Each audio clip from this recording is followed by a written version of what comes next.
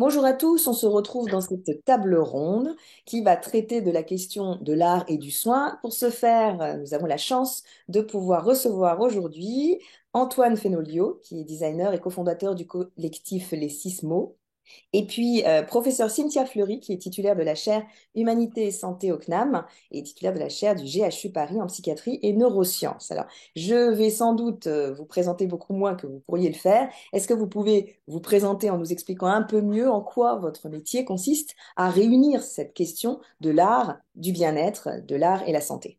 Peut-être Antoine. Oui, merci. Merci de cette invitation. Donc, oui, c'est vraiment un lien entre conceptualisation et conception qu'on a créé maintenant depuis 6 ans avec Cynthia, entre ce trait d'union entre la philosophie et le design, notamment autour des questions de soins, dans le sens assez large, environnementaux, sociétaux et bien sûr liés à l'hospitalier.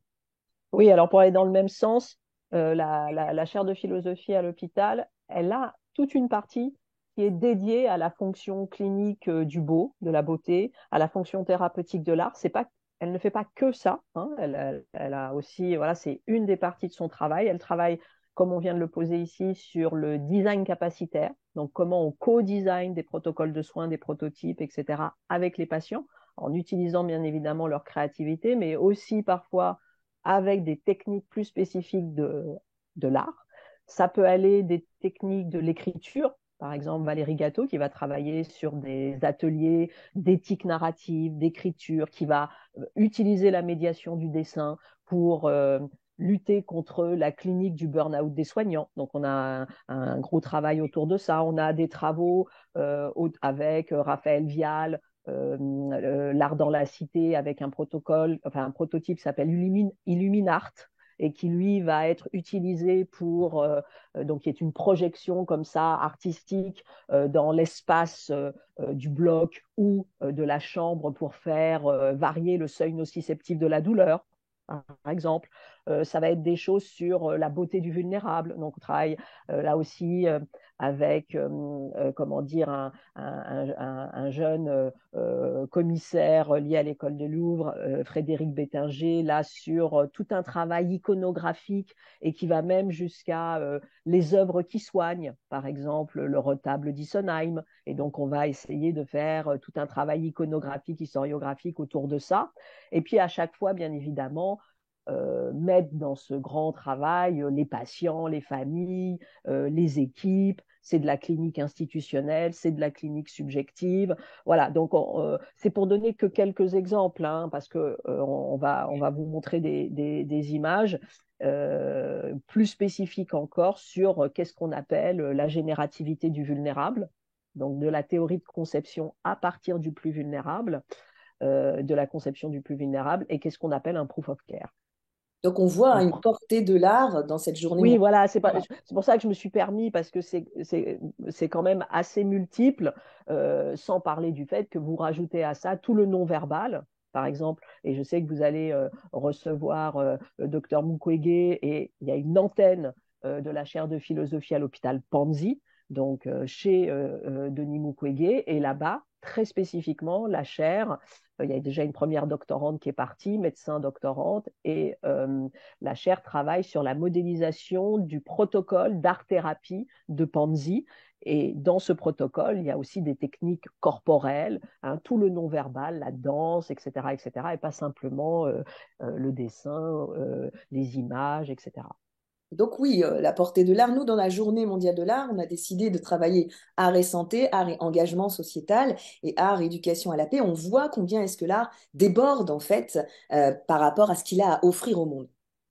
Pour ce faire, on va un peu partager, que ça devienne un peu plus concret pour les personnes qui nous suivent, différentes images que vous nous avez données pour que vous nous expliquiez justement de façon visuelle, véritablement, qu'on puisse le vivre, ce que vous faites dans le cadre de cette chaire. Alors, Antoine, peut-être que vous pouvez nous expliquer ce que c'est que cette installation. Voilà, ça, c'est une installation scénographique qu'on a créée à l'occasion de la capitale mondiale du design il y a 2 ans et qui était une exposition qui regroupait un certain nombre de justement de propositions liées au design et à l'art autour de la question design et du soin. Donc on circulait comme ça dans cette espèce de ville éphémère dans laquelle il y avait voilà, des propositions qui ont été faites par des designers du monde entier autour de la question du design et du soin à la société, du design et du soin à l'environnement et du design et du soin aux individus. Donc c'est dans cet espace qu'on circulait avec des propositions qui étaient aussi bien des vêtements, des objets, des installations, des œuvres soignantes, même des plantes qui avaient été créées aussi par une artiste, par exemple, avec quelqu'un du CNRS pour montrer certains territoires fragilisés par la pollution. Donc là, on mêle l'art, l'entrepreneuriat, la technologie. C'est vraiment une sorte d'exposition universelle qui est dédiée par des techniques artistiques à la question de la santé, c'est ça? C'est ça, oui, vraiment le trait d'union de tout ça, c'est le soin, c'est la santé, et on se rend compte à quel point on peut venir tisser un certain nombre de pratiques qui ont tout en commun d'avoir à la fois une expérience créative, une expérience esthétique, mais aussi une expérience collaborative, c'est-à-dire que c'est à chaque fois des projets qui sont faits avec les personnes concernées, et c'est rarement des projets simplement descendants qui répondent à un usage donné, comme un cahier des charges un peu raide et un peu basique. L'union de l'éthique et de l'esthétique.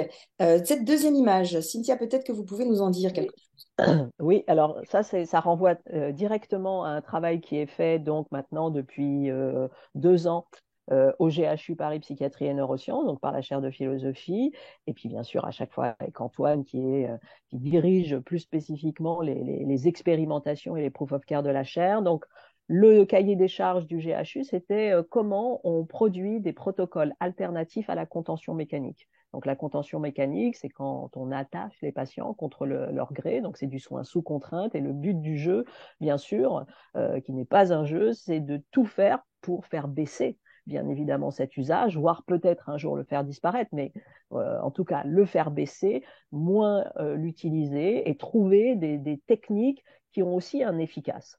Hein. Et par ailleurs, la contention chimique, ce n'est pas non plus de la contention chimique, ça peut être complémentaire. Hein. Donc là, l'enjeu, c'était de travailler sur la notion de contenance et pas de contention, de voir que ce qui nous intéresse dans la contenance, c'est l'enveloppe.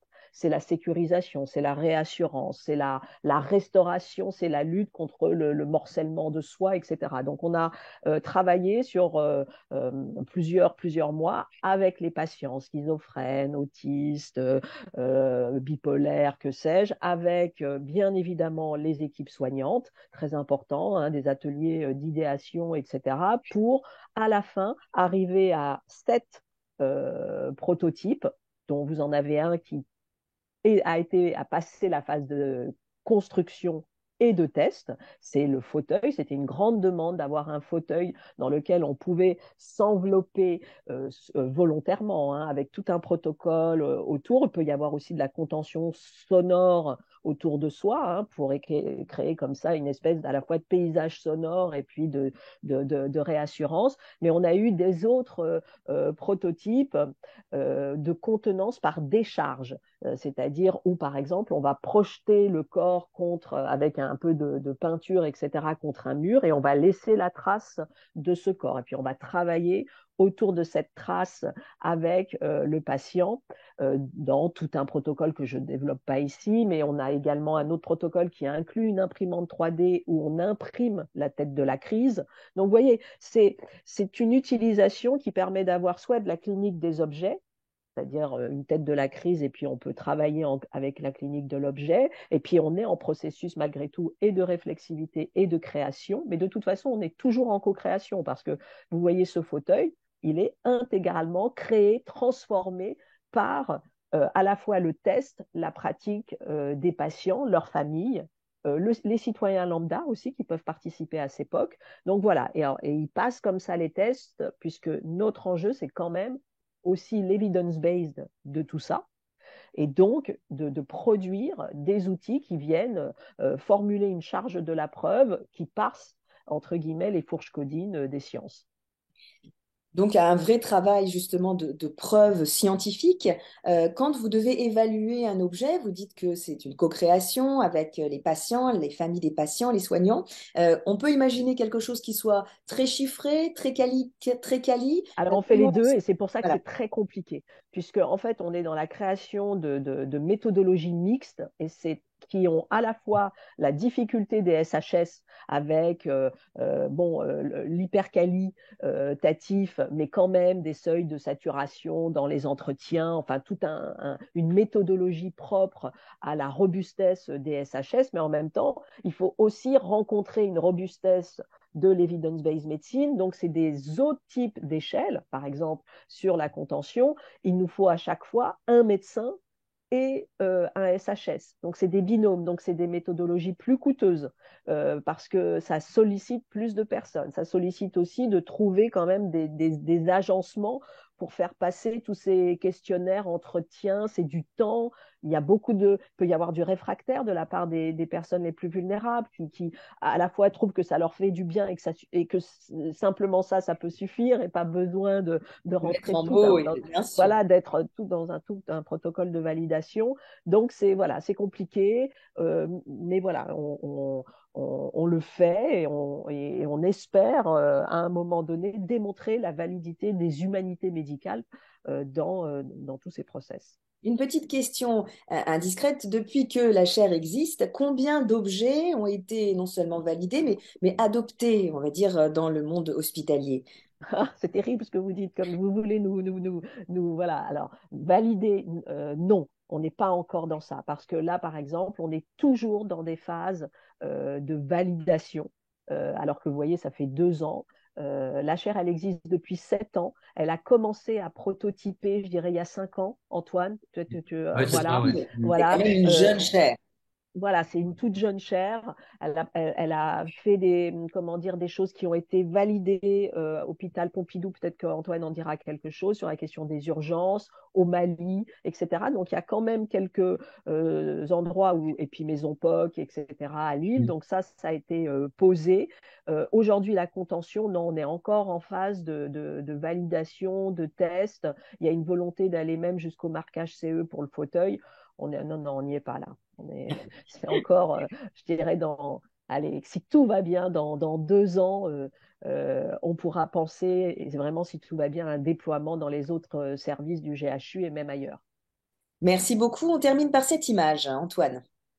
Alors cette image, elle illustre un jardin qu'on est en train de créer avec Cynthia. Donc c'est une autre facette aussi de notre engagement entre la création et le soin. Donc c'est un jardin qui va être présenté au Festival international du jardin de Chaumont là, à partir de début mai et qui illustre une charte qu'on a écrite ensemble qui s'appelle la charte du Verstollen, qui est une charte en 10 points qui pose les 10 points justement des engagements de tout ce qui ne peut nous être volé pour qu'on garde notre humanisme dans la manière de concevoir, de créer, d'agencer, d'emmener le compagnonnage de toutes ces parties prenantes dans les créations qu'on met en œuvre.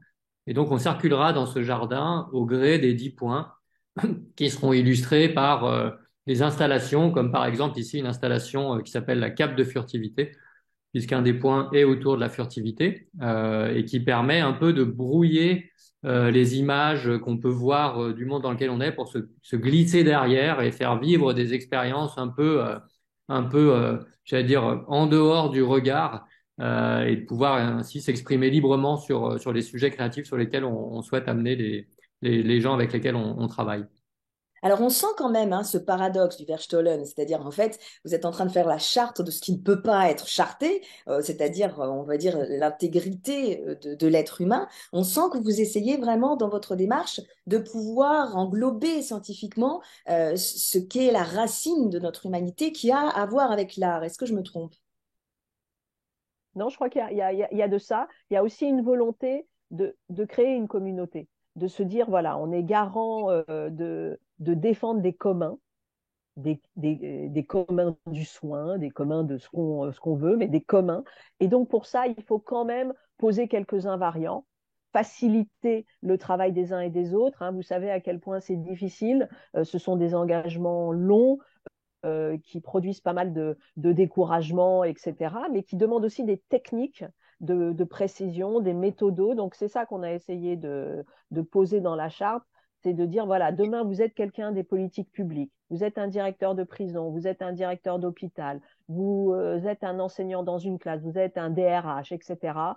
Vous voulez faire du Verstollen, c'est tellement, on pourrait tout faire. Non, là, il y a 10 points. Il y a les méthodologies qui sont avec. Et ensuite, après, vous customisez, vous faites de l'endogène, vous transformez. On a un endroit d'ailleurs qui récupère comment dire, tous les travaux des uns et des autres qui ont envie de faire du Verstollen et qui justement peuvent modifier, hein, et notamment tous ceux qui sont à l'international, parce que l'enjeu, c'est de dire oui, c'est universel, mais en même temps, dès qu'on est dans d'autres pays, ça va s'orienter différemment. Eh bien, pour terminer cet entretien qui malheureusement est trop court, je vous poserai une dernière question. Quel est votre message pour cette journée mondiale de l'art? Qu'est-ce que vous voulez que notre public puisse retenir de tout cet apport expérimental que vous offrez par l'art, on va dire au bénéfice du vivant, pas seulement de la santé, mais vraiment du vivant? Antoine? Peut-être dans la partie, moi, ce qui me frappe dans les expériences qu'on a, c'est que dans la partie collaboration sur ces expériences-là, c'est vraiment un moment de création, de collectif qui me semble presque aussi, voire plus puissant que les œuvres elles-mêmes qui sont produites. Et je pense qu'il faut vraiment accentuer sur ce chemin commun de partage entre l'art et le soin. Le Oui, process l'art qui ouais, guérit parce que c'est une façon de vivre ensemble. Merci. Cynthia. je vais vraiment aller dans le même sens, hein. C'est vrai que nous, on défend vraiment cette clinique institutionnelle de refonte des pratiques, de gouvernance, tout ce qu'on pourrait appeler aussi l'éthique organisationnelle, donc comment les équipes se refondent. On est dans un monde de grande réification des personnes, des pratiques. C'est ce qui remonte tous les jours, hein. On a des soignants qui quittent le monde du soin. Et donc, c'est vrai qu'on se rend compte qu'avec ces techniques aussi, non seulement on vient protéger la clinique subjective des sujets, mais très, très souvent, c'est ce qui permet un grand lieu d'attractivité voilà, de régénération de la vocation dans ces métiers. Donc, pas l'art, pas seulement au service du soin des autres, mais au service du soin lui-même, hein, pour essayer de préserver cette belle notion, ce beau concept de soin. Merci d'avoir été parmi nous pour cette journée mondiale de l'art. Merci beaucoup. Merci à vous.